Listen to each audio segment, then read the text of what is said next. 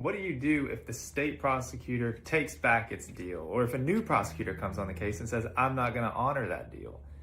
It's a simple contract dispute. A plea offer is essentially a contract. The state makes an offer, there's some sort of consideration, and you accept. So in order to what's called enforce the deal, your attorney has to make sure that you clearly accept it. So if the state makes an offer, regardless of who the prosecutor is, an old one, a new one, they make an offer, make sure it's in writing, and make sure you say, we accept that offer. As soon as you accept it, the prosecutor cannot take it back. The new prosecutor who might come on the case, if there's a high turnover, can't say, I'm not going to honor that. Because if they do, guess what? You can make a motion to enforce the deal. And 9 times out of 10, it will be enforced. There's a new case that came down in the Court of Appeals of Georgia where this issue actually happened. And I'm sure it's happened to myself and many other defense attorneys out there.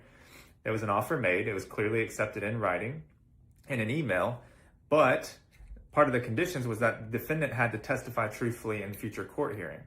When the new prosecutor came on and said, I'm not going to honor this unless that defendant gets on the stand right now and tells us what that testimony would be in the future. The defendant said, no, I'm not doing that. And the prosecutor said, well, we're not going to honor that prior agreement that you had.